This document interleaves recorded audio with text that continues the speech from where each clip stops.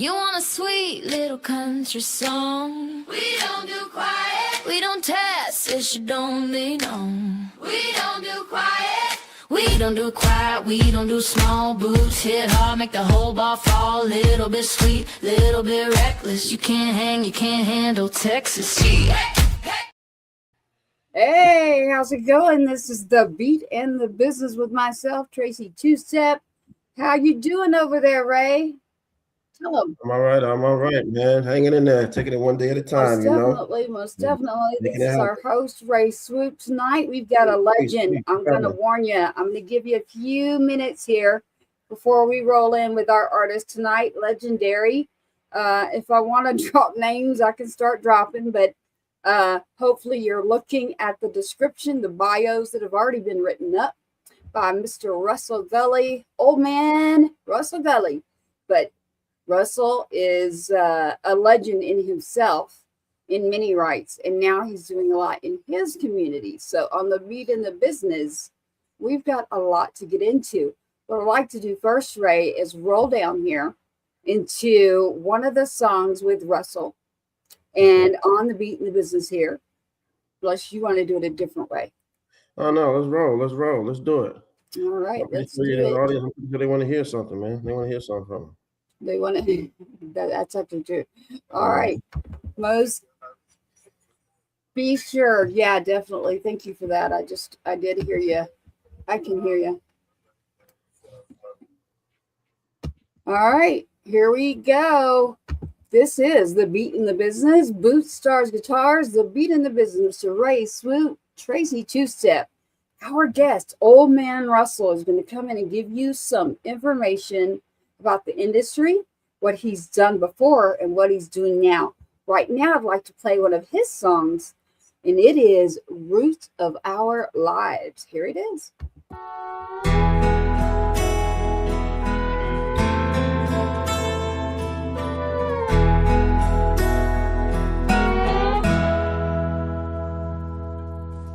These are the roots of our lives. These are the roots of our lives. Music, traditions, culture, religion. These are the roots of our lives. These are the roots of our lives.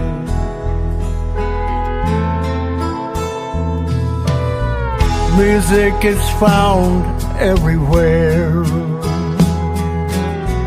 It's in the stories from our past. Like the roots of a tree, the roots of our soul, which are the roots of our lives. These are the roots of our lives.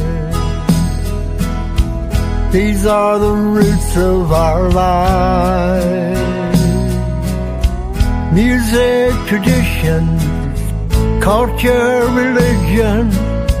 These are the roots of our lives. Music, traditions, culture, religions. These are the roots of our lives. These are the roots of our lives. These are the roots of our lives. These are the roots of our lives. These are the roots of our lives. These are the roots of our lives. These are the roots of our lives. These are the roots of our lives. These are the roots of our lives.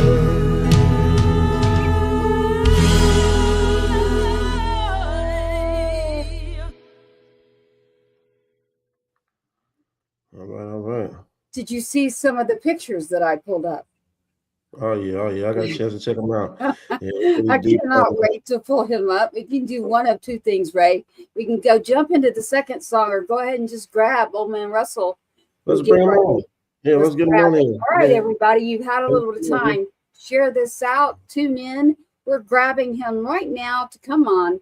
The Beat and the Business. My Southern comes out in here. Y'all got to watch it. The Beat and the Business with Old Man Russell. And I asked him that question today. Do you want me to say Russell Gulley, or do you want me to say Old Man Russell? And he's like, let's just roll with Old Man Russell. Here, welcome to the show is Russell Gulley. How are you doing? All right. How's it going, Russell? I said, thank you. I'm doing real good. I've put in a pretty good day today. Nice. And doing pretty good for an old man. I love that. This is Ray Swoop. You know me, Nice. Tracy Two-Step over here. We are live, radio, broadcast, podcast, you name it, multiple channels. I want you all, Mr. Russell Gulley, any active pages, anything out there, to tune in to that page for Russell Gulley. Go and check that out. You have got to see what's going on. Russell, when I say Muscle Shoals, what immediately comes to you? Gosh. I can't put it into words, really. Muscle Shoals has been a tremendous part of my life. It when I first moved there, let's just say it changed my life completely. It's something that I can't get away from. And I've gone a lot of places. For example, say I might move to Nashville to seek some work up there. And when someone would be interviewing me or asking me, who I am, etc., and all I had to do was say, well, I'm from Muscle Shoals, and the door opens wide open. It's that well respected in the world. And so it's much bigger than I can even describe. Wow. Well, if I've had to break it down for you, and I'm going to break it down a little bit here, when I think of Capitol Records, when I think of Jackson Highway, when I think of where Dolly went, when I think of Bonnie Raitt, when I think of Fame, the building that I pulled up, and I'm going to pull it up again because I want to ask you about it. And I say Capitol Records and your career and Leonard Skinner, and there is a big song out there. I do remember that. I'm not supposed to forget this. It's yourself, your brother, but a lot of people don't realize that darn song links right back to you right here with us, Mr. Russell Gulley. So there's quite a few things there I just hit on. One being Capitol Records and those names I just dropped: Leonard Skinner, Allman Brothers, Bob Seger, Bonnie Raitt, Little Richard. I mean, Capitol Records. We're over here like the business side. You've been in it. You've been in the business side, the touring side. Well, I've been very fortunate. Some of those people I had the pleasure and the honor of meeting, and not necessarily collaborating with, but be in the same circle. For example, Leonard Skinner, you mentioned them, or maybe Blackfoot. Well, my relationship to those groups was through our producer, Jimmy Johnson, one of the original Swampers at 3614 Jackson Highway. That's where we got our name. And so we would meet these people. Sometimes we might not even talk very much. We'd pass each other in the hallway, but yet we were all part of the same family. And that's something that I live with day to day now. We're losing a lot of our heroes, a lot of our champions. At my age, I wonder how long I've got. But You're still rocking out there. I saw it. Oh yeah, I'm gonna keep at it as long as I'm able to. Thank God, I'm real lucky. You are doing a great job out there. You're still rolling. I want to bring up a couple of pictures, and when I bring these up, I'd love to hear from you what you see versus what I see, because you're going to know better than me. Here we go. Number one, Ray as well. Ray, you may even know more than I do. So Jackson Highway, y'all. You drop me where you're at right now. Drop me something where you're from, where you're tuning in from, what location, and if you know the answer, or is it just me? Did I not know that? Did I not know about Jackson Highway? Check it out. What is this? That's Leonard Skinner. And that was back in, looks like the photo was taken during the 70s when they first were breaking through. Yeah. They worked with Jimmy Johnson just a couple of years before I moved there. In fact, when I went and did my interview with Jimmy Johnson, and he invited me to move to Muscle Shoals, I was to move there as a songwriter. They were trying to beef up their publishing company. Well, Skinner had just moved from there and had gone to work with some other people and had just put out their first records. And when I was talking to Jimmy, he took me back into the control room and he put on their first album, the one that had not been released at that point.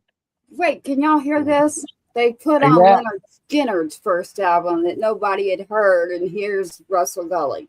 Nobody else will be able to give you this except Russell. So sorry, I had to tell him. Oh, that's okay. So Jimmy plays a little bit of this record, and he looks at me and he said, "You think you're that good?" Well, what am I supposed to say? I'm trying to get a record deal too. I can't say, no, I'm not as good as they are. And so our group of musicians that formed the band Jackson Highway were coming in right after Skinner had, like I said, moved away from the studio. Now, that record that he was playing me later was released as first. It was released as the first and last Leonard Skinner record. It was when Leonard Skinner had been through the plane crash, and that was supposed to be the end of the group. Of course, the band reformed with Ronnie Van Zant's brother singing. Ronnie was killed in the plane crash. And then that same record was re-released as simply the Muscle Shoals sessions. But that would have been the very first recordings that they did as a group. Johnson, and I've heard when Ronnie Van Zant was alive, Ronnie credited Jimmy Johnson the same way I credit Jimmy Johnson. He taught us how to record, how to work in a studio, how to make records. Jimmy believed in band and musicians being in business themselves. Up to that point, during the 50s and such, every group of musicians, well, let's put it like this, no group of musicians had their own studio. They were hired by producers to come in. Well, Jimmy Johnson and them owned their own studio. And so he saw that as a model for my band in particular. He wanted us to learn every aspect of the business, everything from the publishing to the writing to being able to produce ourselves. I was the manager, so I was involved with the agents and putting us out on the road. So we were a self-contained business unit. And that Right, was right. part of his model. That's what Skinner and Jackson Highway and Blackfoot and some of the other artists that worked directly with Jimmy took away from that relationship. That's why you may not know Russell Gulley, but I've had over a 50-year career in the music business, either as a writer or as a performer. I've managed some other people. I've promoted records. I've even run a record company. Our first record by Jackson Highway was on our own label back in the day when there was no streaming. There was, it was the way to learn the business. Mm, But that's what Muscle Shoals means to me. mm. That there's a lot there. There's a whole lot to break down, and that's why I pulled this up. And here it is, 3614 Jackson Highway. And it looks like y'all are messing around right there. And there's a dang apple on the back of that car. Y'all didn't even know that we were about to have a whole business come out. That actually, that apple is a big deal. Yeah, that was in the very early days. I can't really see exactly who those guys are. It Yeah. looks like maybe Roger Hawkins standing there. He was the drummer for the Swampers, standing there in the doorway. But it's during that era, I believe, when the Swampers were touring with Stevie Winwood and the group Traffic. Okay. That's about that era. That was just before I moved there. Wow. Oh, wow. And then here you are just in front of the building. Well, now that's the Swampers. Yep. The guy on the right side, as you're looking at it, his name's Jimmy Johnson. He was kind of the business manager, the rhythm guitarist for the group. He produced us and Leonard Skinner.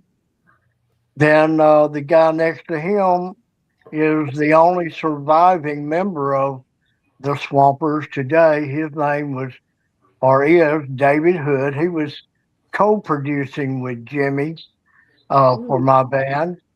Mm-hmm. And then the guy that's second from the left is Roger Hawkins. He was the drummer, incredible drummer. I think that's why a lot of people wanted to go to Muscle Shoals was because of his drumming.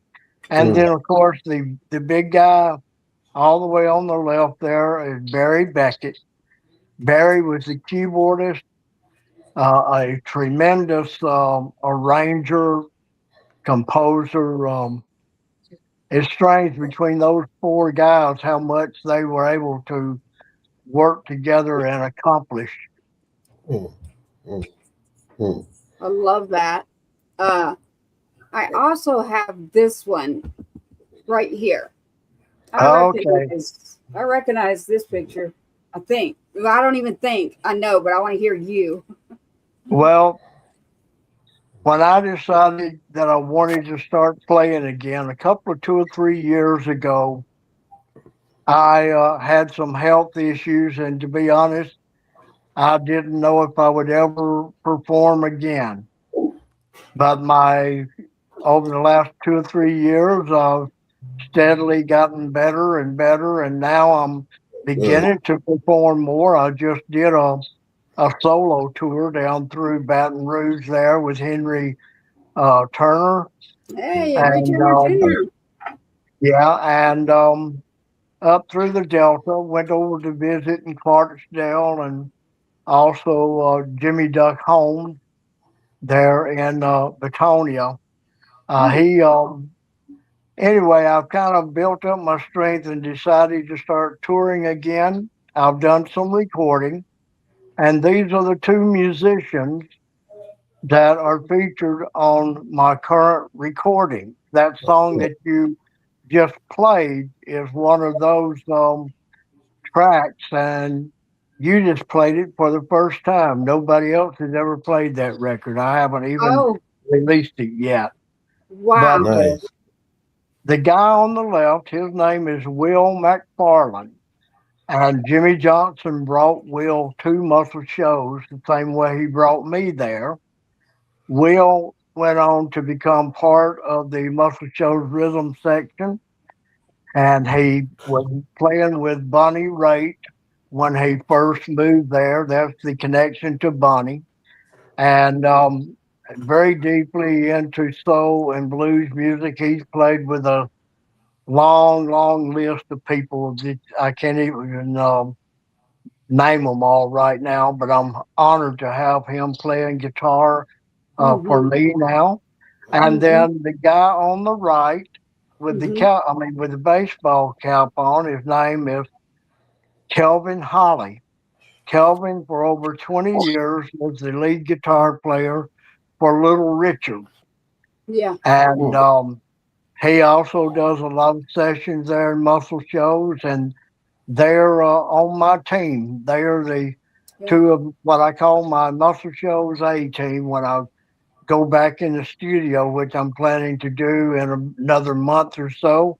Nice. Those two guys will be doing the guitars on my next session.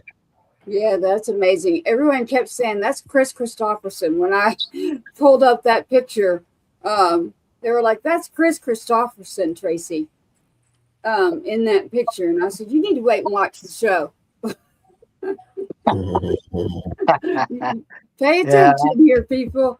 When I show you this, what do you see? We're looking at pictures here. Well, that obviously is Bonnie Raitt, and of course, Bonnie is the person that took Will McFarland that was in that other photo and took him out on the road. They wound up in California, and that's where Jimmy met Will, was when he was playing with Bonnie. And then he recruited Will to come to Muscle Shoals to work at the Muscle Shoals Sound, and then of course that's where I became friends with him. Yeah, and that's Bonnie Raitt. Everybody, you, Jimmy Johnson, Leonard Skinner, it's the Muscle Shoals A team, like you were saying, the A team coming through Muscle Shoals, the legends, the history, rolling through there. This building here, you know, Fame is on there, the recording studio. Is it still there in Muscle Shoals? Muscle Shoals is well known for its recording history. So Muscle Shoals is somewhere that someone like Dolly Parton, for instance, has recorded one of her first studio sessions is known to be in Muscle Shoals. Muscle Shoals has a lot of history. Well, that photo that you just showed of Fame. Yeah. Fame is where it all started. That's where it all started when it comes to the big time music industry. Rick Hall, the founder of Fame, his son Rodney Hall still operates the studio today. They've recorded like Gregg Allman's last album before he passed away was recorded there. And you're talking about the Allman Brothers. Yeah, Gregg Allman. They're still very active, and Rick is the guy. Those other four guys that I just we talked about, the Swampers, yep, that formed Muscle Shoals Sound. There you go. Those four guys, they started out at Fame with Rick Hall. Yeah. So Rick is kind of the godfather of Muscle Shoals. He started them. It's just the whole town is indebted to Rick because he was one of those people that was so determined and so forceful that people ask why Muscle Shoals? Why did it happen in Muscle Shoals? Well, it was Rick Hall. He's the one that had the guts to get out there and promote and push it. And then he cut some tremendous records. And I have been waiting to ask you this one, and then I'm going to turn to Ray. Amazing. Fame Recording Studios. We've got Ricky over here. We got Jimmy Johnson. We're just throwing names, but these are big names. These are the legends behind. We've mentioned Leonard Skinner, Bonnie Raitt, Russell Gulley, the Jackson Highway, Little Richard. We're talking about names that not only you aren't going to find many people nowadays that are still with us as can tell us firsthand about these legends, that most of them are not here right now. So we have you who has been, and you've been out there, and I've got to ask you this one. I love this one. Well, that's Gregg Allman. Yep. But it also looks like sitting behind him looks like Ed King with Leonard Skinner. I'm not certain, but that's what it looks like to me. And of course, that is obviously when they're on stage and performing. That's an early Allman Brothers photo. It may be maybe the guys recording there at Fame in the very early days, because Dwayne Allman, Gregg's brother, became well known or recognized in the music industry when he recorded with I think it was Wilson Pickett. They put out his version of the Beatles song "Hey Jude," and it was Dwayne's guitar parts that caught the ear of Jerry Wexler at Atlantic Records, and that led to him being recognized. And then, of course, almost right after that, formed the actual Allman Brothers Band and started recording themselves as artists. So that looks like the era of when he was, first there in Muscle Shoals. Dwayne, of course, was doing a lot of the session work during that brief period of time he was there.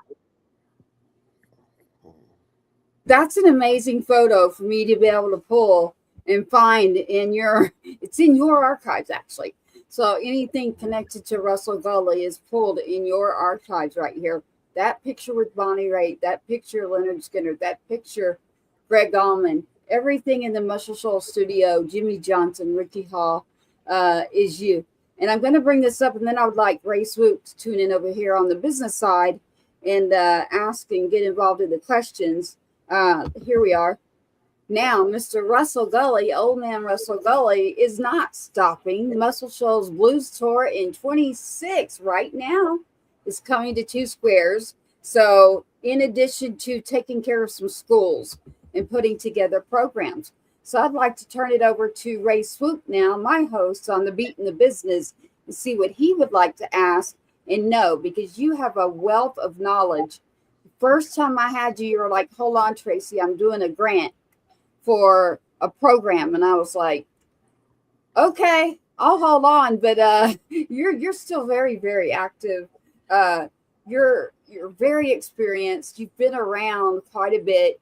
Capitol Records is who you were with, and now you're an independent artist. So as an independent artist now versus then, I don't know how you can compare that, except it's different. But I'm looking at Ray now. I'm going to turn this to Ray Swoop and say, Ray, where do you want to go with this one? Because we're going from Capitol Records to some legends, now to Muscle Shoals and a blues tour with Mr. Russell Gulley.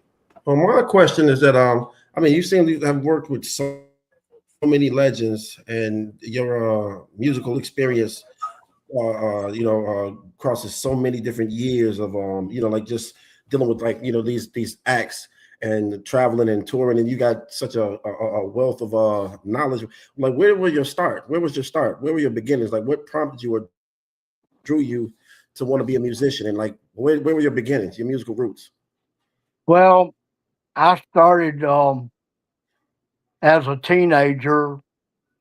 I was listening, of course, to Elvis and Jerry Lee Lewis and those guys. Okay. because I was growing up in the 50s and the 60s. Then I wanted to get a guitar, and my mom insisted that the only way she would let us boys, my brother and myself, have a guitar and learn how to play was if we played in church. Okay. So I started out playing in church.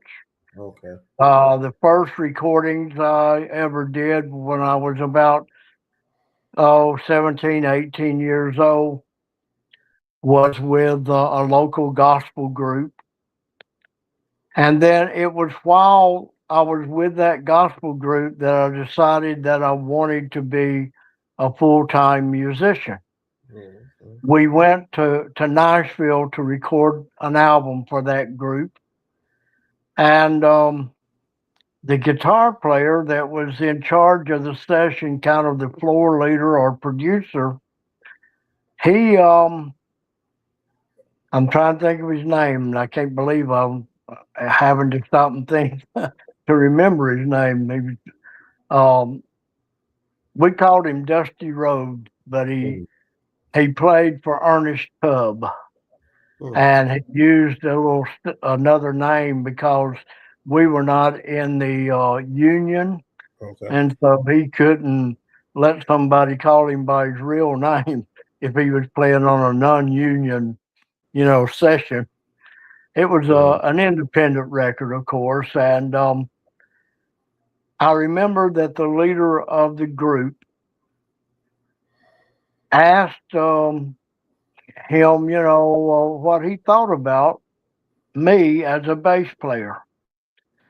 And what he said is he thought I was good enough that I could make it. If I wanted to be in the business, I could play in Nashville. Well, that's what sparked me into thinking, well, I want to be a professional musician.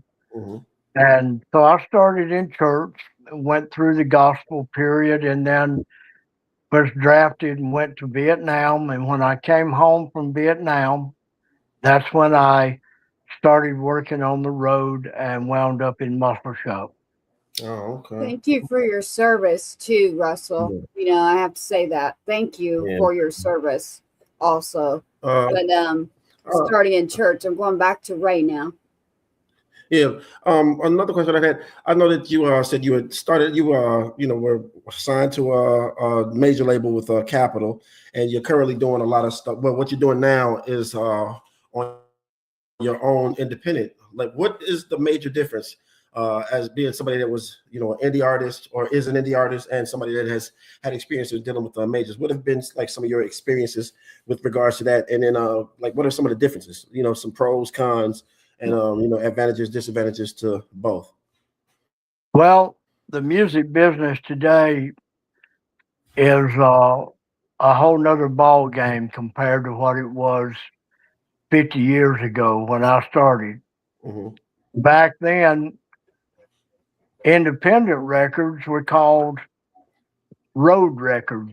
A band or a group might put out a record primarily just to have something to sell when they, at their merch table. Okay. So it was a source of making some money, but it was not anything that was really going to get heard on radio or become a hit normally. Now there's Fun Records was an independent record, and so they obviously are the exception to the rule because they wound up with people like Jerry Lee and Elvis, But doing the independent records back then was just a step to try to get to the majors, because the major labels were the ones that had the money, not just to produce, records at a top level, but they had the money to promote them and get them out there. I mean, I remember the first advertisement in Billboard for my band when we was signed with Capitol. That first full page ad cost $50,000. Oh wow! Now, back in that day, that was a lot of money, and today it's a lot of money. It's a lot of money now.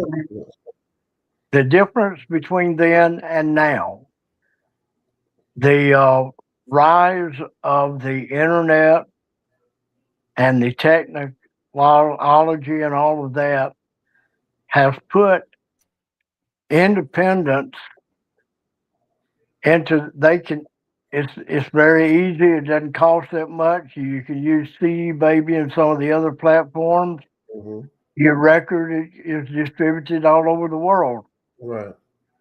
Online, it's available all over the world. The biggest difference that I think a lot of independent artists really needs to look at today is the promotion. Okay. You can get the product out there. You can record it in your bedroom. You can do it on a computer. I'm still old fashioned. I want to go into a room where I'm sitting there with 4 guys and making, I'm not into AI. That's another story. Right. But For sure. the point is all of that technology is available. So all of those aspects of the music business are now, accessible by anyone. The one thing that makes the difference is finding that promoter, that person that really knows how to get that record to the right hands and then to the right market so that it can be played. Right. Most definitely. Which brings me to my next question for you. I know you wore a lot of hats with regards to the business side. You spoke about doing promotion, actually running independent labels, being a manager. I know you said the one guy, Jimmy Johnson, introduced you, but how did you gain all of those, gain the skills necessary? Like, was it kind of like you just learning on a job? Did you like pattern yourself or like have some mentors in these various different regions? How did you grasp all of those skills and put it to work for yourself? And then why is it so important for indie artists specifically to learn a lot of those different aspects of the business and kind of incorporate that into what it is they're doing alongside of their art? Well, I did have mentors, and Jimmy Johnson was the primary one. I would go out on the road with the band and we would book dates. And then when we'd come back into town, the first place I would go was down to Muscle Shoals Sound. Normally, Jimmy would be in a recording session. Okay. And I'd be sitting there on the sofa till way past midnight when they finally would finish. And when he'd get out of the session, then he and I would go down to his office and I would kind of give him a detailed debriefing of exactly everything that was going on. And then he would tell me from his perspective what was being done. And so I learned a lot from him. I also learned a lot in the publishing aspects from our publisher there at Muscle Shoals Sound, a guy by the name of Mike O'Rear. Now, Mike has gone on since he was there at Muscle Shoals Sound. He started out just like me, playing in the bars and the clubs, and he wound up administrating the publishing at Muscle Shoals Sound, then went on to form his own publishing companies. And I guess his biggest records or publishing contracts were he had songs that he published by other writers, by people like Garth Brooks. Nice. Garth Brooks would be enough money overnight to put you where you could, go. So I learned from these people.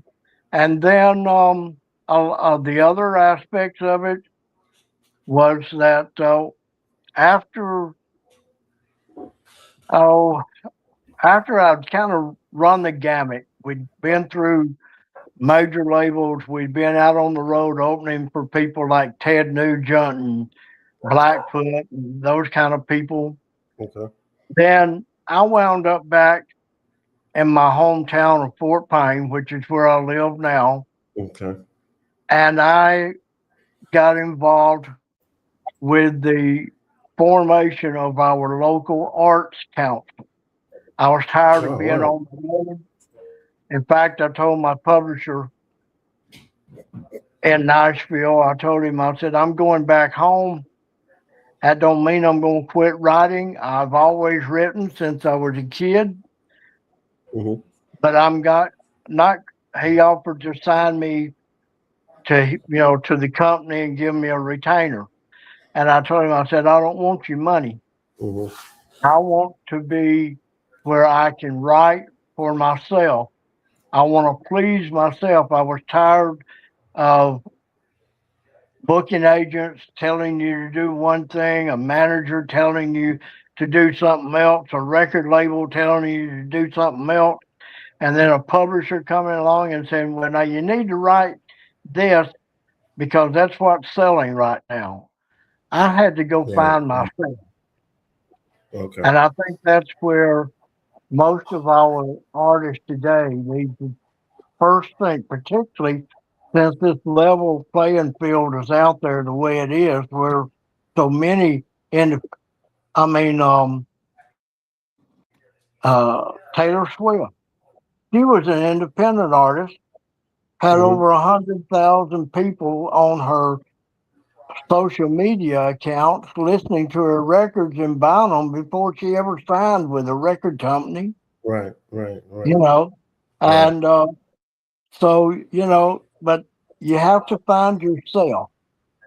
Mm-hmm. And then I think that's going to be the difference between human written and art as opposed to AI art. Okay. And we're facing that, but that's the key now. And then don't be afraid to listen to someone who has been around. You may not agree with them, but listen to them because they do have experience. And if you're 18 years old, you don't have that experience. Exactly. You may have the magic. You may have that touch. Elvis didn't realize he was going to be what he was. Right. He just went in and recorded some songs. They tried to get him to record other kinds of things because they couldn't find that magic. And then what happens? He goes in one day, and while they're standing around on break, he decides to start playing something he really liked. And the magic hit because it was him. He wasn't trying to duplicate. Right. I think there's a lot of potential with our business the way it is, but just networking and learning from the others in the business is the way you get there. Nice. I like that. Ray, I heard this. So you know me. I'm about to say it. I know that some people, AI is here. It's not going away. So I see it, Ol'Man, like a tool. It is like an assistant. So it doesn't do my music. You can't put the heartbeat in it. But I do use that to organize me. I do use it as a tool. And so being able to use it for these things that are helping me stay above water, doing marketing, doing anything that I need to do. Actually, I am a person. I'm about to speak on a panel. I'm about to be put on one. Ray will be there as well. Springboard Fest, shout out Springboard Fest coming up. I use AI in my business. Okay, well, there you go. I was like waiting to ask you. To organize things. I'm just, I try to stay away from it with music just because I'm old school music. But AI can help me promote my music. Yep. So, it's not like, I've always said that one reason I always felt like, for example, that Elvis Presley made it at that particular moment, there were several things that happened. One of them was the introduction to the music market of the 45 RPM record. Right. Well, teenagers could afford to go buy a 45, Right. LPs hadn't come on yet, but it was a lot different from the old 78.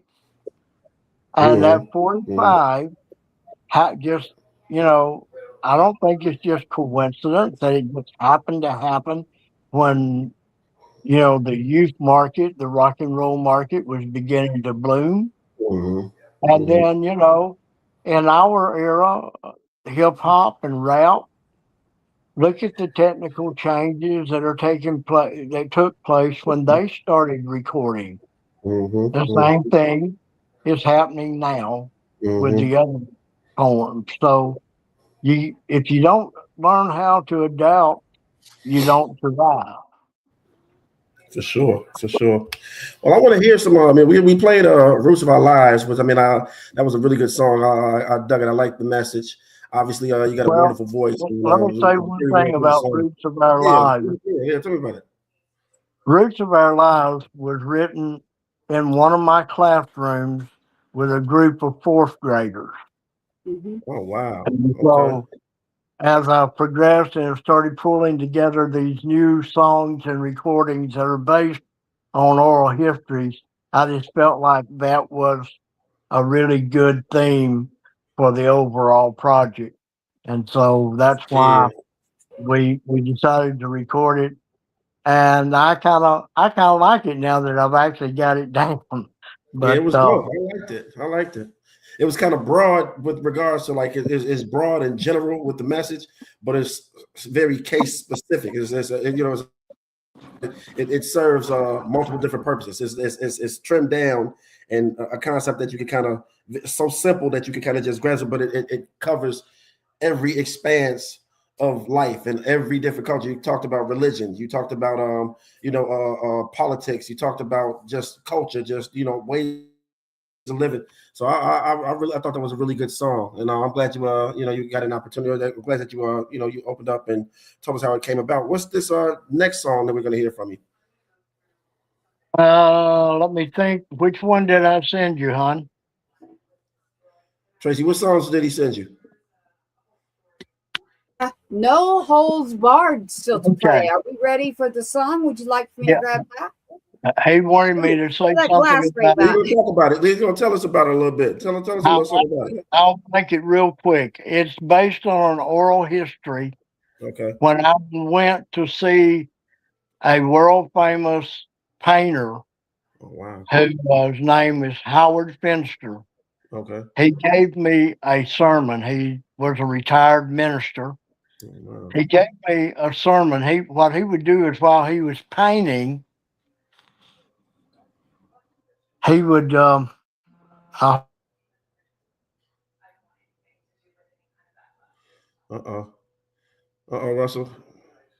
Internet. What I'm going to do is I'm probably going to go to his song and grab it. Hang on, Mr. Russell Gulley. I'm going into No Holds Barred. While Russell has been out there in the schools right now, building programs as well. I'm going to be asking Ray to host with him after this song. Ray, I want to know which artist, which record was the first one that he got before he leaves here. And while he's frozen, he just needs to go out and come back in, whether that's Chief, whether he can hear me or not. He's frozen, everybody, is what it is. So stand by. I'm going to get No Holds Barred and play that. This is his newest song that is out. He's doing what we need. He's out and in. Here we go. No Holds Barred.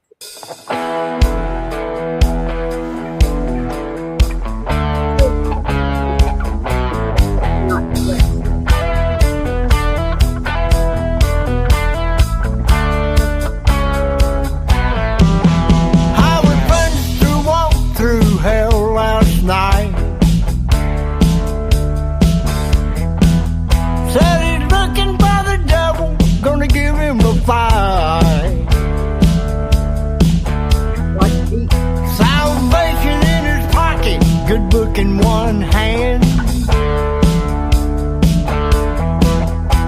The other held a ticket to the promised land.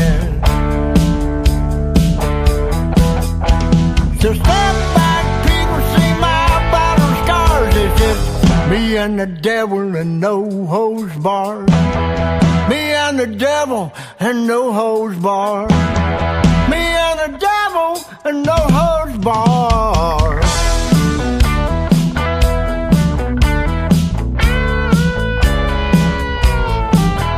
Well, I want to go to heaven, but I don't want to die. Keep praying for peace, but I don't know why. There's always some demon trying to fire things up, and there ain't no peace this side of the dirt.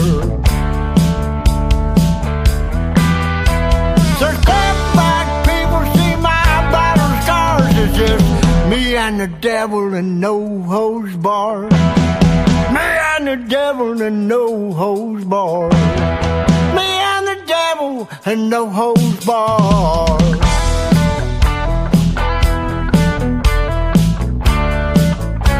Great writing. There it is. There it is.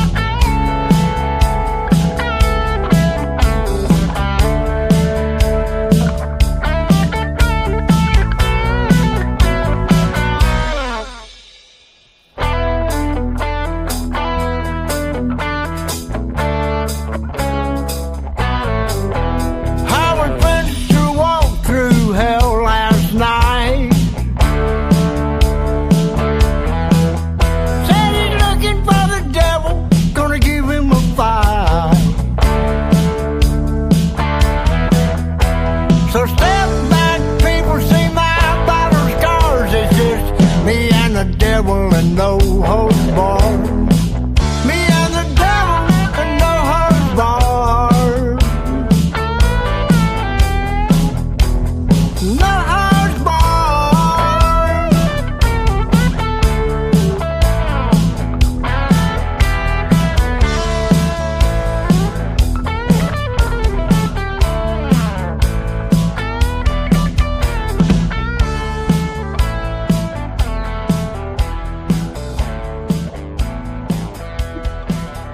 I like Woo. that. What do you think, Ray? What do you I think? like that. I like that.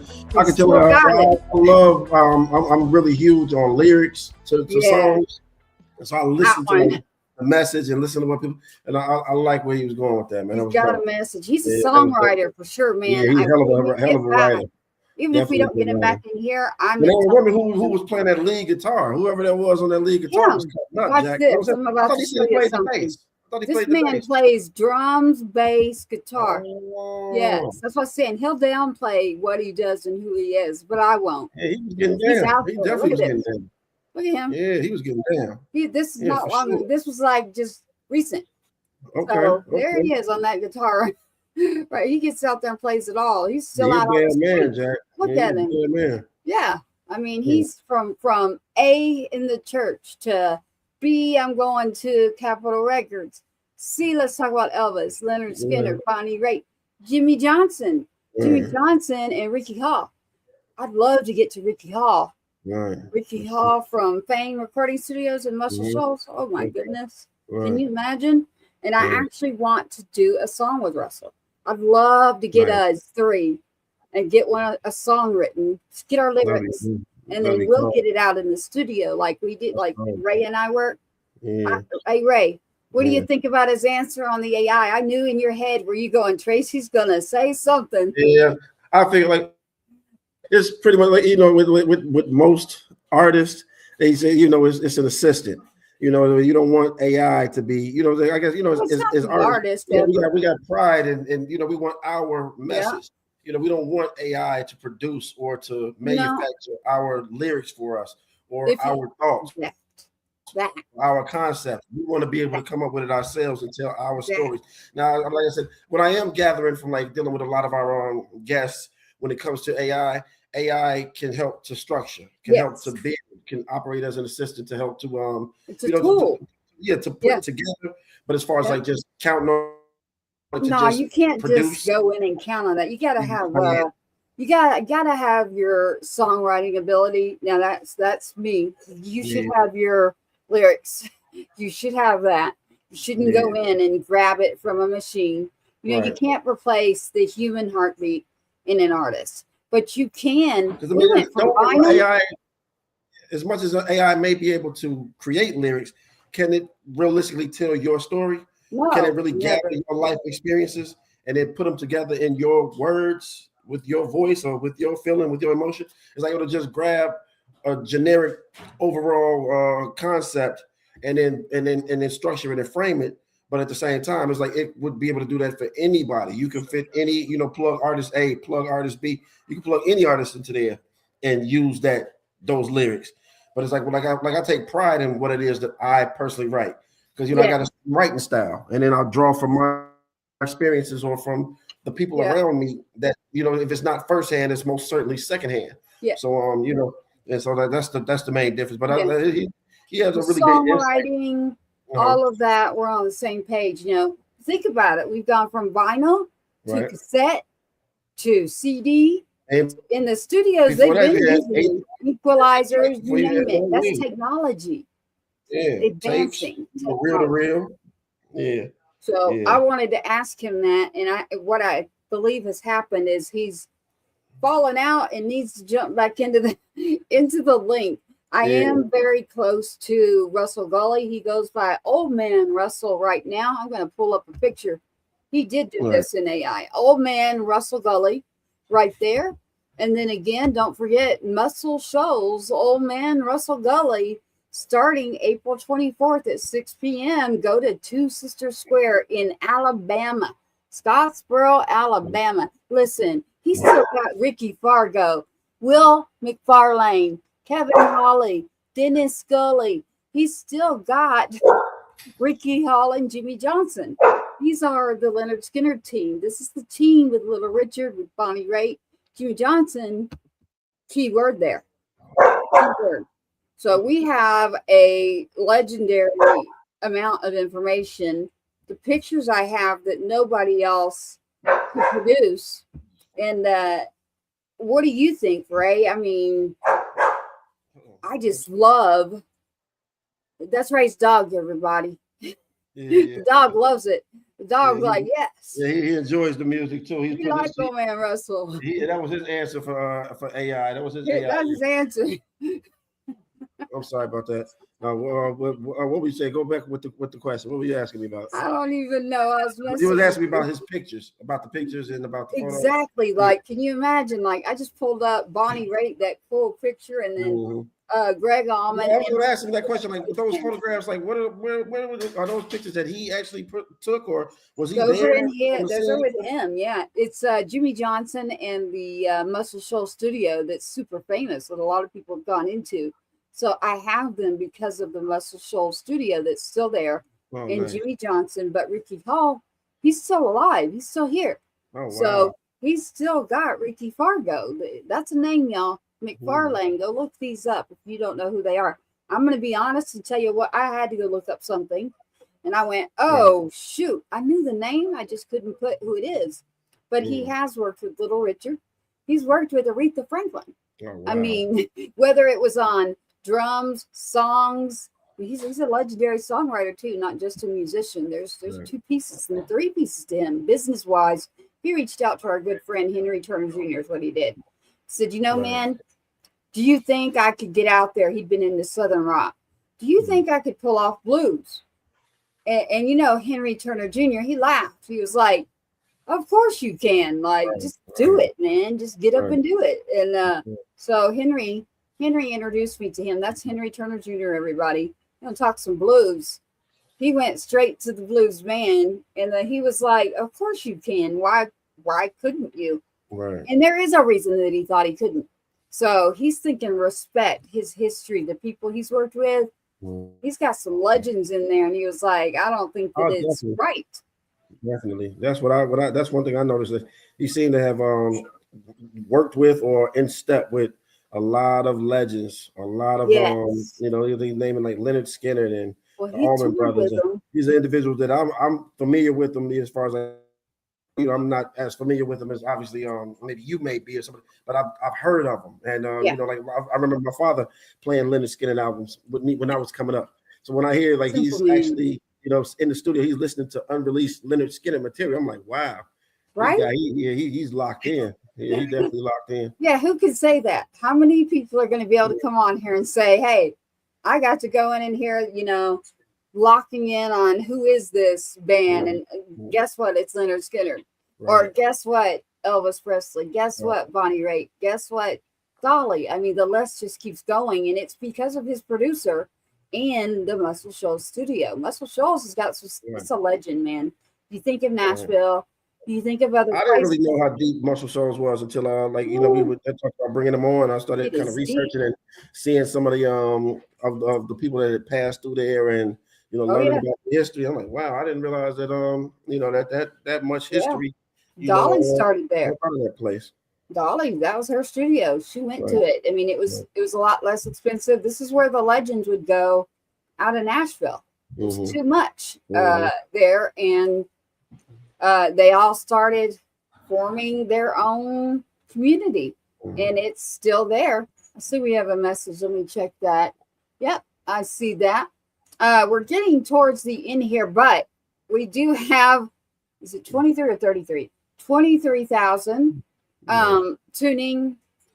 Yeah, 23,000 tuning in right now. And I'm not talking about my broadcast radio side. I'm talking about 2 other areas. So we appreciate you. We see you and we thank you. I do have something for you that is finished from The Beat in the Business by Ray Swoop.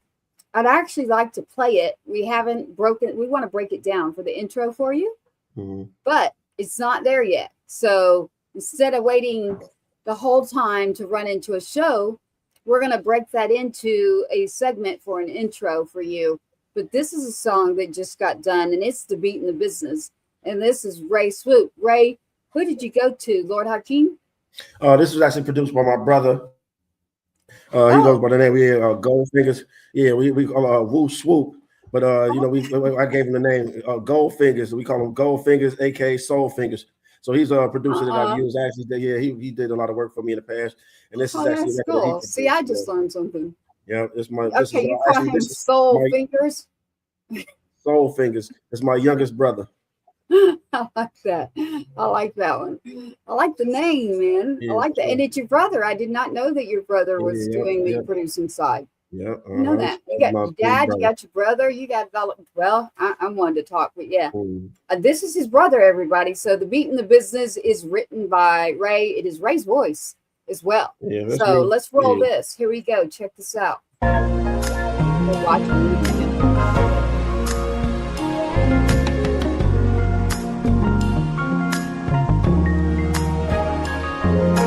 What is this? The Beat in the Business. What is this? Are we talking the beat or the business? Cause if you independent, then really what is the difference? The trick is keeping the cash you make from all the big wigs. Why make all the art to give record execs the riches? It's senseless, trading away the craft for cash and riches, which is how the vision switches. Corporations convince us that it's just this. Convert something solid to something liquid. Losing yourself in something, not losing yourself within it. The consequences of giving, selling your soul while living, remaining as independent while making enough to spend it. The critics misrepresented, the artists think it's lamented. So even in well-intended, they sell it as inauthentic. The minute you lose the feeling, the credit, then soon diminishes. Culture is left to the vultures who just want to finish it. Leaving the witnesses that visited to reminisce. If giving this away to make a way is what the mission is.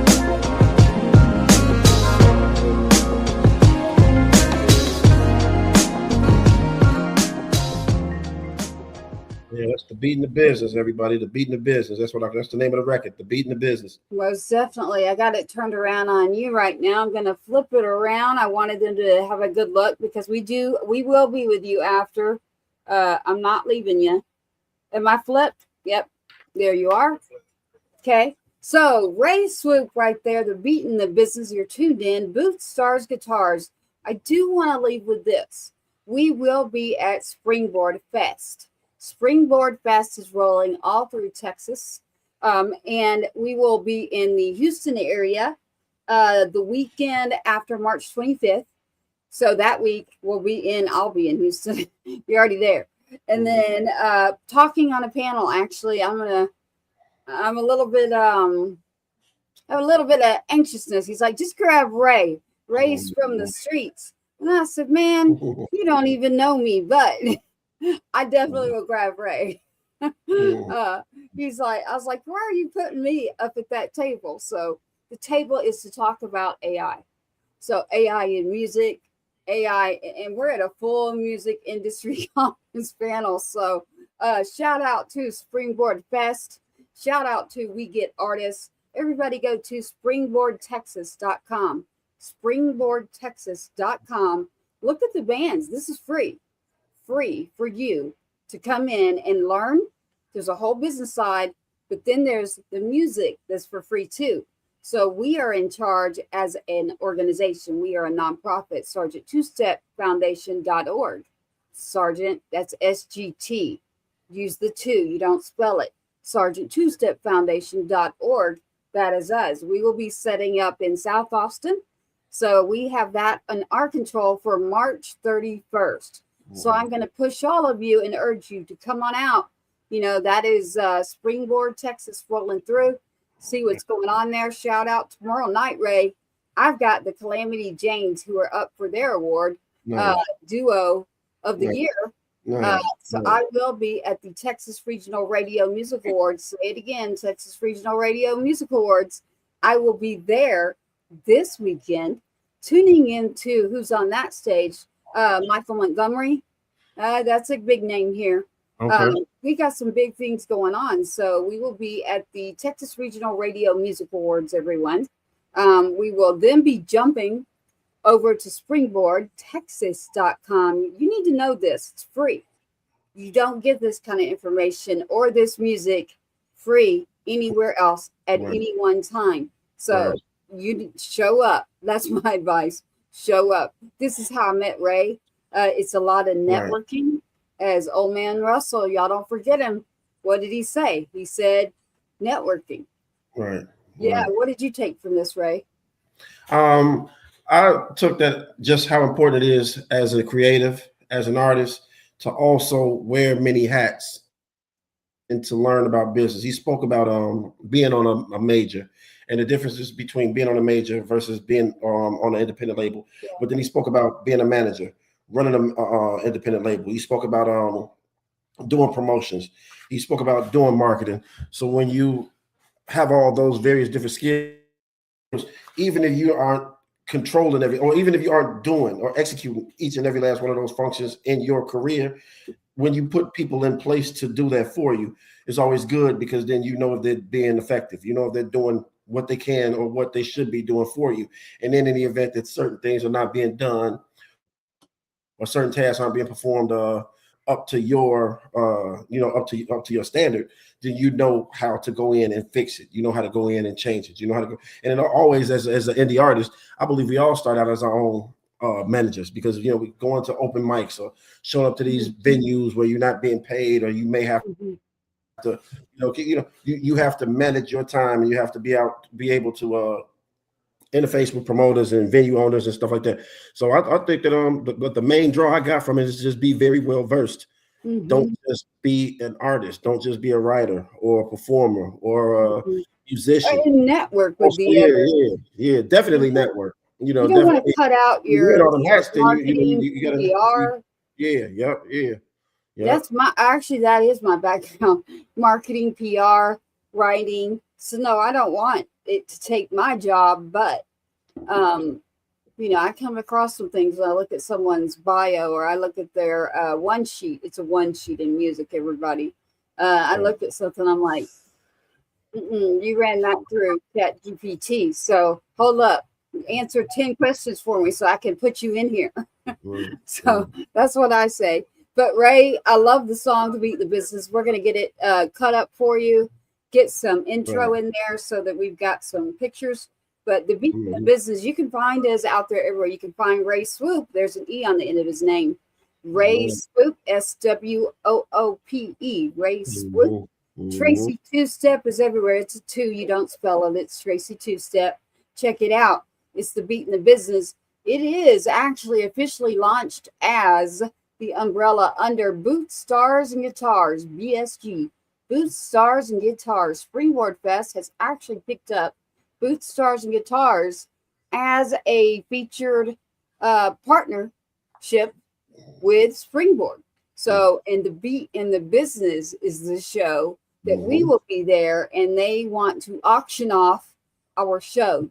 Actually, they're going to auction off Ray and I. So Ray and I are up for auction. Wow. Did you know that? Oh yeah, he did tell me that he went to auction slots for our space on it.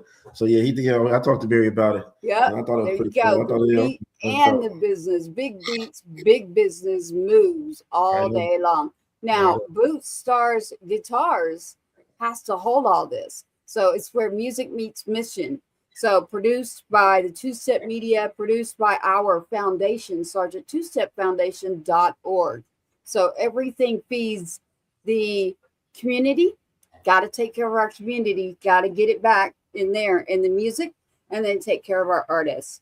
And so I say we close out the mainstream here into broadcast and radio and tune in to the people over here that are waving and all at me and say hi to them. So I say thank you for tuning in. If you come across this, keep putting it out. You will not have, I can get old man Russell back, but in order to get someone like that who can talk to you about all those names we just talked about, forget about it. Like, you know what they say up there in, the Italian, like, forget about it. Forget about it, right? Yeah, forget about it. That's all one of my favorite songs. So yeah, forget about it. Yeah, man. Yeah, forget about it. Ray and I are more like than y'all think. It's funny. Hey, we're going to close this out, and then I'm going to be right over with you all. So, Ray, it's been another good night here with old man Russell Gulley. Talking it out. Those pictures, man, y'all come across this, you need to visually see what we just saw. And I'll very rich history. Very rich history. That's what they're gonna say. He got a very rich history. Yes, he's does. been rubbing elbows with rubbing elbows with some legends. Yeah, I gotta show it again. I was like, wait a minute, what did you send me? Like, he doesn't even know what he sent. I'm like, wait a minute. I went and researched it, and I was like, does he know he sent me Gregg Allman with a picture of the Leonard Skinner in the studio of Muscle Shoals? No, he just sent here, Tracy. Yeah. We have that relationship because Henry, he trusts me. So when I got it, I was like, hold up. I just got something again, y'all. This Bonnie Raitt picture, I've got it out now, so you're gonna be able to find it everywhere, technology-wise. But that is a cool picture there, Bonnie Raitt. So as we end out tonight, again, Leonard Skinner, he's like, oh yeah, that's when they were just, they were just starting. Look at those jeans, Ray. Those white jeans on. Yeah, I see him. Yeah, I see him. They rocking out, Jack. They rocking out. I wonder how he keep them bad boys, because they look real clean. He must have just put them on. I don't know. Yeah, he just put them on. It's cool, man. Y'all got to see it. You got to see what I'm looking at. I'm not kidding, and I'm not going to say it, but you know what I'm thinking, right? And then Fame is still there. Fame, the recording studio where they did all this work that we've talked about, is still standing. So check everything out. We're going to check out tonight and say thank you for tuning in on the Beat in the Business, Ray. Peace out, everybody. Peace and blessings, man. Y'all have a great night. Thank you for rocking out with us, man. We'll see you again soon. That's right. And all of you, stand by. Stand by. Little bit reckless, you can't hang, you can't handle Texas.